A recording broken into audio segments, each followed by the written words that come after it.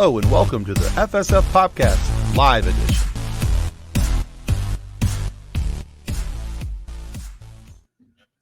Hello, kids and cadets. Welcome to the FSF PopCast Live Edition. This is our Wednesday Live at 5 variety. This is the Ahsoka review show. Now, last week we talked about episodes 1 and 2.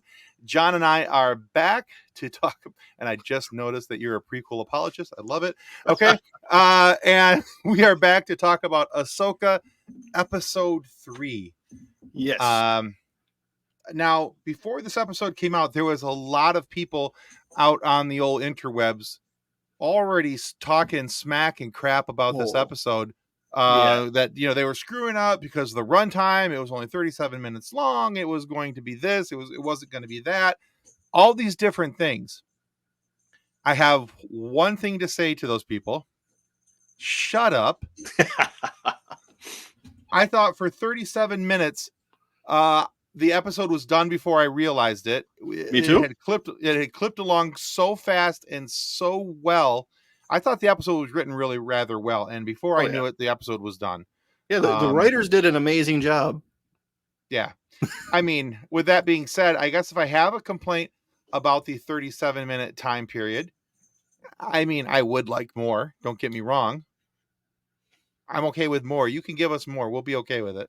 Oh, yeah, definitely. So I guess if that's was the complaint, which that didn't really seem to ever be the complaint. There was more, to me, felt like people looking for and finding a way to complain about something Disney related.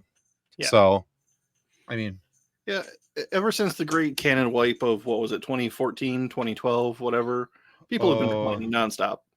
Yeah, the piss pigeons have been out for sure. Oh yeah. So I take that's an umbrella. what I call them. Yeah, take an umbrella because the piss pigeons are out.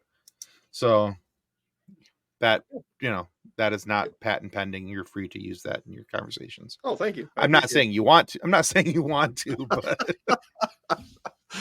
we're both a little slap happy tonight, aren't we? A little bit. It's been a long couple days. Yeah. But yeah, it's nothing that a good bit of medicine and bourbon can't fix. So, not together, kids. Don't mix them together. Be smart about that stuff. All right, so let's talk about some of the stuff that we did like from the show. Okay. I'll start off with my head shot up like a deer hearing a twig snap as soon as Marrok or however you say his name started talking. The super secret inquisitor turned mercenary that all of us are trying to figure out his identity. Yes. He had lines this week. He had lines. They let him talk. And I feel like, and I'm not, for those of you who know this, I'm also a freelance contributor for a website called Dork Side of the Force. I'm writing an article right now. I'm submitting it to my editors as soon as I'm done with this about this very topic, the identity of Marrok. Who is he? Who are they? I should say, because we don't know if it's a man or a woman. Mm-hmm. And yeah, all we know is that it's an inquisitor. Right. Now, I believe I sent you earlier today a TikTok video where Sam Witwer was talking about the possibility of Starkiller. Yes. Yes. And so that I may mention that in my especially since about a year ago he mentioned something about live action picking up and he couldn't say that he wouldn't be involved. Yeah. You know? It's an intense, it's a possibility. But, so I'll give you some spoilers. Here are my top 3 picks for who Marrok is. Okay. Or Merrick. Galen Merrick. So number 1, Barriss Offee. Okay. From the Clone Wars. Already hated the Jedi. We have no canon confirmation of her death, and it wouldn't be the first time that Lucasfilm has hid somebody on the shelf for 10 years in order to bring them back. Just saying. Just fair. There's some other things attached in that, and you'll have to read the article on Dork Side of the Force to find out more. Also, second is Galen Merrick, aka Starkiller. Although he is not canon, he is very much considered Legends. This would be an excellent way for him to be brought into canon from Legends and be made part of the story. It's a perfect fit. It really is. Simple change, especially since the Inquisitors were known for changing names. Mm-hmm. And to go from Merrick to Marrok would not be a big stretch. Right. But there's some other reasons there that it could also be could also mean that he could be this person. And lastly, and the one I think I'm holding on to most tightly is I think it's Darkseid as a Bridger. I would not be surprised. Because we all know, and I mentioned this in the article, we all know how Star Wars loves balance and symmetry. Mm-hmm. How cool would it be for Ahsoka to be able to have the chance to save her friend when she couldn't save her master? Right. So, anyway, for more of that, you'll have to read Dark Side of the Force articles by Tim Biesiegel. Anyway, the only other person I think it might be would be a clone, because in the original Thrawn trilogy there was Luke, right? Clone Luke. So they found the hand. Exactly, it could be a clone of Luke. It could be a clone of Ezra. A clone of Ezra would actually be an interesting twist. Now that it comes out of my mouth.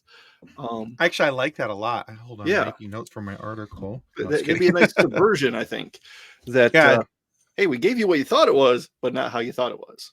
How cool! Honestly, okay, so thinking about that, how cool would it be to have Darkseid clone Ezra fighting light side right Ezra?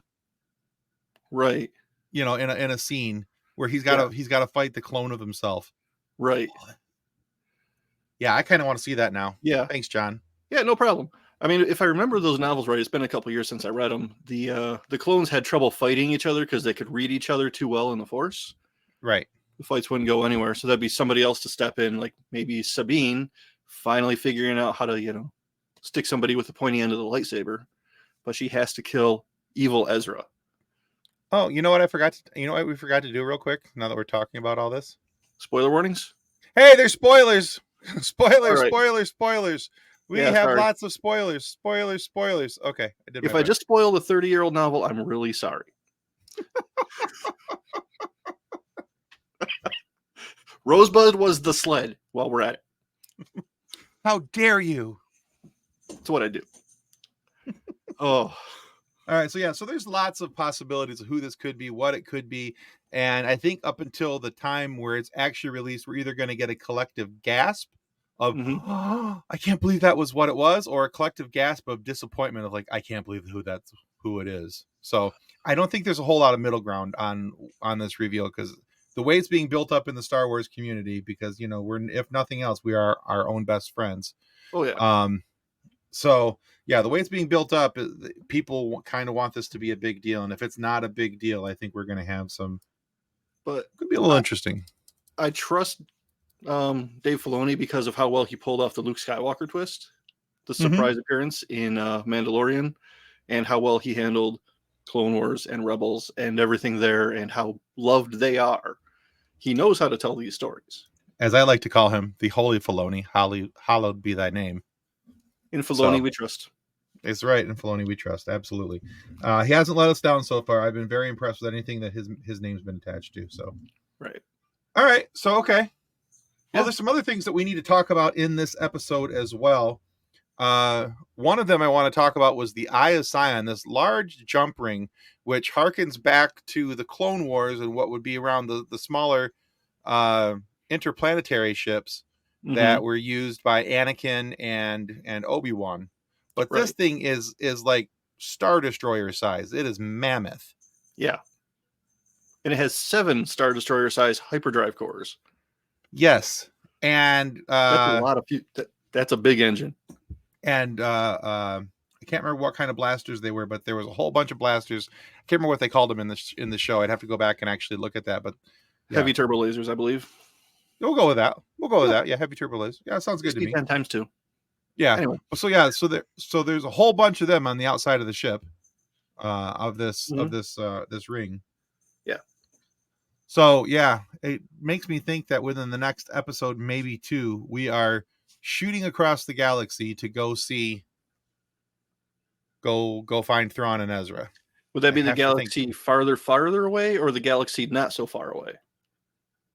Well, it depends on which direction they're traveling. If they go that way, then absolutely, yeah. Hey, Drayton, how you doing, bud? Howdy. Hello. Yeah. So I did have a problem with the Eye of Sion. Yeah, go ahead. Little problem, little storytelling problem. I've seen this happen in a lot of shows and movies in the recent years. You know, the fighters or the turbo lasers finally hit the Ahsoka ship, right? Mm-hmm. And then it no longer appears on their scopes as it's floating through the Eye of Sion. Does the eye Right. have a blind spot? You know, It does appear that way because I know the Empire has some design issues in its past, you know, but come on. I believe that's what we call plot armor.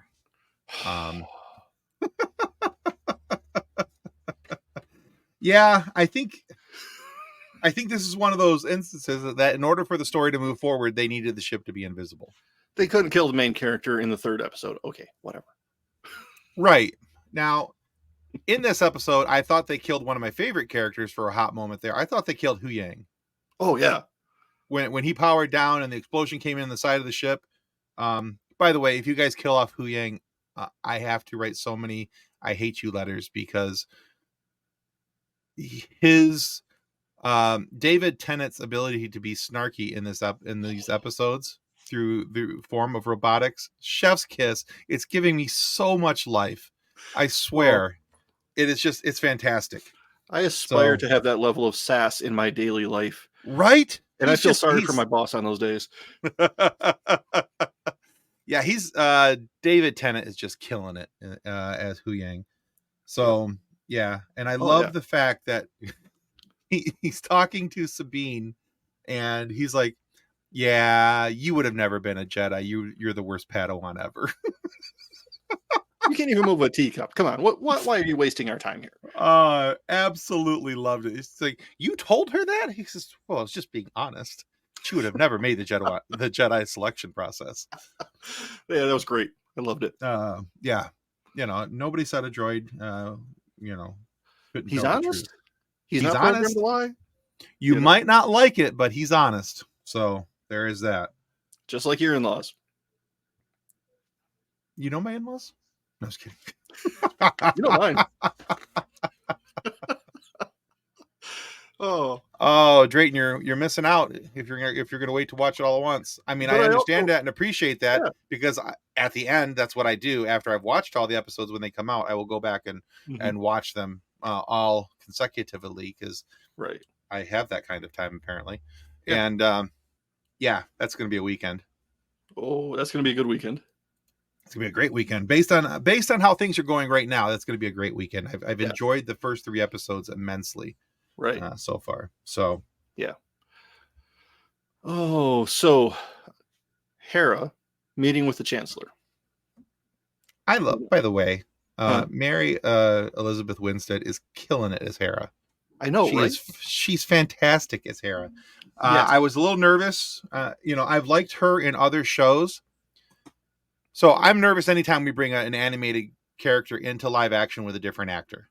Same. Because a lot of that character's intricacies are tied into the original voice actor and their emotions and how they did things. And having interviewed Vanessa Marshall, the voice of Hera Syndulla, I was nervous because the way that Vanessa does her voice and plays that character in the Rebels animated series made me nervous for Mary Elizabeth Winstead to take it over, even though she's a phenomenal actress. With a very, very impressive resume. Mm-hmm. I still was nervous. Yeah. But anyway, to your point, I'm sorry, I took over there. So that meeting, Hera's making her case of we're getting reports. These people think that Thrawn's still alive. And then Senator, how do you say his name? Ziano? Yes. Yeah. Sorry, I never watched Resistance, so I haven't heard it pronounced. Right. He shoots that down a little too quickly for me. Yeah. Especially especially when she's coming in with reports of, so this shipyard was being run by Imperial loyalists who think Thrawn is still alive. We need to investigate this. He's like, nah, waste of time, waste of resources. A little too quick. I also think that was one of the problems that was inherent in the New Republic system, is that they were stretched so thin. They were just a bands of rebels. They were not a collective, cohesive unit that, even though the Empire clearly had its flaws. Sith run, Mhm. that was problem number one. Yeah. They had infinite resources that the New Republic just does not have. Right. And the New Republic is patchwork at best.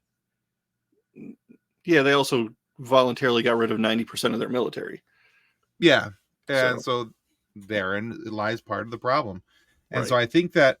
I don't think that Xianu was shooting it down just to shoot it down.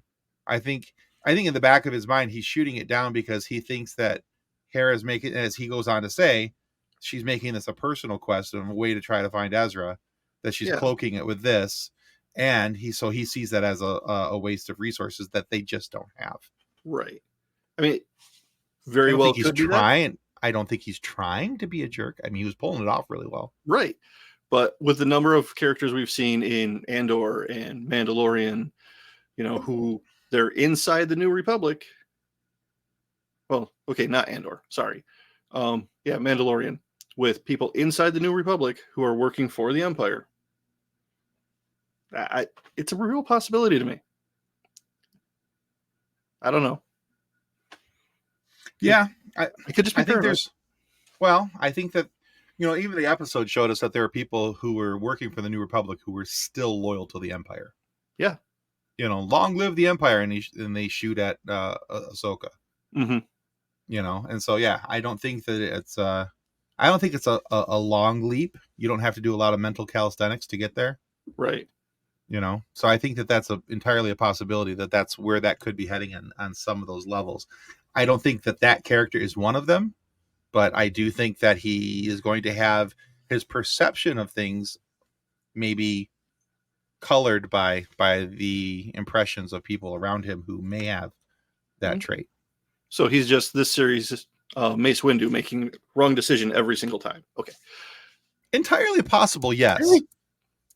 You know, for being, you know, yeah, that whole Mace Windu thing, that's a whole nother conversation for a whole nother we can time. do that another week. But yeah, he screwed up a lot. Okay, so for as smart and powerful as he was supposed to be, I'm going off on a tangent. Anyway, all right, next topic. Yeah. So I did enjoy watching Sabine going through her training steps, not only with Hu Yang, but also with Ahsoka as well. And I love the callback to the Luke and Obi-Wan training on the Millennium Falcon when he puts on the blaster shield and with the remote in New Hope. But here in this episode, it's the training saber, aka the wooden stick, and the blaster shield. And she says, "How can I fight if I can't see?" And the first thing I thought of was Luke talking to Obi-Wan. How am I supposed to see if this blaster shield's in the way? Right. And so it's not an exact quote, you know, line for line, word for word, but I do like the little things that they're doing in this show to kind of harken back to other things. Both with like the Eye of Sion and the way that's, you know, designed to look like the hyperdrive rings that went around the interstellar ships, and then also, like, you know, with this, but then also bringing in characters of things that we're going to see in the near future with like the Resistance episodes and things like that, because, you know, the dude with the really hard to pronounce name that starts with an X that I can never remember how to say. Yeah, you know, he's in that. And so but even with Sabine's training, as much as Hu Yang thought she has no potential, he's still working with her. I think because he has to. I think Ahsoka's telling him to. Probably, but, you know, it's not like he's doing the, you know, he didn't give any indication of that. Like, this is a huge waste of my time, but go ahead and swing at me. Right. No, I completely enjoyed that. And I also like the fact that they talk, that there's the nice scene of Sabine and Ahsoka sitting there talking about Sabine's inability to reach out through the Force, and the challenges that she's having with that, reaching out through the Force, and the inability to open up. So I thought that was kind of interesting as well. Yeah. So, and then what did she say to the cup? Oh, you win this round, when she's sitting there, she's trying to pull the small teacup to her. She can't do that. Okay, so, fine, you win this round. Somebody else commented on this on Reddit, that, and I had the same thought, that I almost expected the cup to move, but it to turn out to just be like some turbulence. Like she would get momentarily excited, the cup moved. I thought it would have been funny. That would have been funny. Yeah. That really would have been. I would have enjoyed that if it would have done that. Mhm. Because that would have been Filoni humor. Oh yeah. Would You have know, been great. that's right up his alley as to, you know, what he would have gone through. And there's one more thing that I want to talk about from this, because this kind of changes some of the things that we know about Star Wars lore. Okay. And the Mandalorians. Now, before Star Wars has only ever talked about one other Mandalorian Jedi, and that he was the only Mandalorian to become a Jedi. Yep. Now, Huyang in this episode, who was the builder of the lightsabers and had a categorical memory of every single lightsaber that was built and who it belonged to and everything else, for every single Jedi, said in this episode, very few Mandalorians have ever been Jedi before. Yeah. So we've gone from one to very few. Right. So what that does is so, you know, there's been all this talk this whole time about whether or not Sabine is Force sensitive, whether or not Sabine is a Jedi, whether or not Sabine is able to do this or that or these other things. So two interesting comments were made around this same time. Number one, Huyang says very few Mandalorians have ever been a Jedi before. So that opens the door. Number two, Ahsoka almost immediately closes the door right back, but leaves it propped open, saying, I don't need her to be a Jedi. So Ahsoka doesn't care if she's Force sensitive, just that she can defend herself and that she can fight with honor. Or that it doesn't matter if she follows Jedi principles. Well, and in an article I wrote before, there's also, because I'm going to keep bringing that up because I can, Sabine does not have to be Force sensitive to be a Jedi. Okay. There are other Jedi who were either had the Force, lost the Force, and were able to remain Jedi, or who became Jedi without having the power of the Force and being able to, you know, to move the things and do the things and talk to the squirrels. Mm-hmm. So it's entirely possible for that to be a thing. Talk to the squirrels. Okay. Hey, if you listen to Freddie Prinze Jr., it's a thing. Okay. Fair enough. I'll take that as gospel.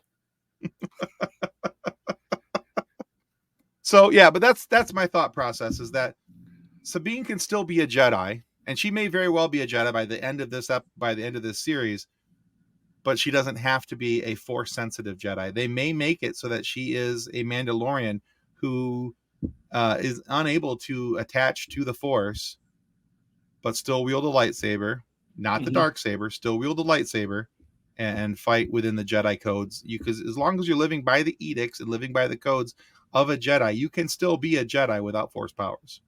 Yeah, you can. So, but yeah, so that was just one little thing I picked up on in last night's episode that kind of really made the ears kind of perk up a little bit. That was like, hey, wait a minute. We've only ever talked about one Mandalorian Jedi before, and that's how the darksaber came to be. Right. And now it's very few. So I don't know why my hands wave like this every time I'm trying to convince people that this is actually a thing. You will believe that. You will click the link. You will click the link in bio and join our Patreon channel. Please. Try that again. It's worth a try. Oh, so, yeah. I mean, it's entirely a possibility. Really is. But and speaking of, that whole Patreon channel thing, if you're interested in finding out more about us and getting some really cool behind the scenes bloopers and fun things, there is a link right there. It's down in the show notes as well. So you guys can go click on that, go to our Patreon channel. There's 5 levels of subscription from $1 to $40. And each level has something cool that comes along with it. So trust me, there's some really cool stuff on there that you guys are missing out on if you're not already subscribing to our Patreon channel. Yes, but yeah, any other thoughts on this week's episode before we wrap up? This week's episode, well, like you said, it was short, but a lot happened at that time. Action packed. I'm kind of looking forward to episode 5, just because it's supposed to have a 59-minute runtime. I think episode 5 is our Thrawn and Ezra landing episode. Probably. That's what that's my thought. Yeah. I think we won't find out who Marrok is until episode 5 either. Right. But no, I'm still enjoying the show. It's still holding up. I don't feel like I need to defend it quite as much as I did Secret Invasion. I don't feel like I have to defend it like I did Book of Boba Fett. There we go. So, which I stopped doing because it Book of Boba Fett. There's other issues, but well, that's a whole. The KitchenAid chase in Tatooine was just, it's a little much. Yeah, the slow motion KitchenAid chase, exactly. Yeah. With 1,200 mirrors to blind everybody else from the two suns. Anyway, we're getting off on another tangent. That would have been great, actually. That would have been brilliant. Anyway. All right. Well, hey, guys, just as some quick reminders. Clearly, we appreciate you guys tuning in with us each and every week, not only here on Wednesday afternoons, but our Friday morning, our pre-recorded episodes, and Monday nights, our live shows. And so this past Friday, speaking of The Mandalorian, we interviewed and released a episode with Tate Fletcher, who is Paz Vizsla, the heavy Mando on The Mandalorian. And really cool episode, really cool interview with a guy from here in our home state of Michigan. Yeah, he talks about growing up in Michigan, what that did for him. He was a former MMA fighter, all kinds of cool stuff going on in that episode. And now this is available. Of course, there's some information there on Tate on our Patreon channel, but this is also, as of last night, available on our Patreon channel as well. This Friday, we're releasing the episode with Danny Jacobs, a voice actor. You may know him from Madagascar, and as the voice of King Julian. He took over for Sacha Baron Cohen in Madagascar 2 and has been doing the voice ever since. And we talk about him as Zaz, the assassin from Batman in the Arkham Asylum game. He's just a really cool guy. Another Michigan guy, and you'll be able to meet him at the Monroe Pop Festival in Monroe, Michigan on September 15th and 16th. You'll also be able to meet the FSF PopCast. I'll be there representing the crew and running some panels. John and Kathleen are previously indisposed, so we they will not be ourselves. Yeah, it happens. It does happen from time to time.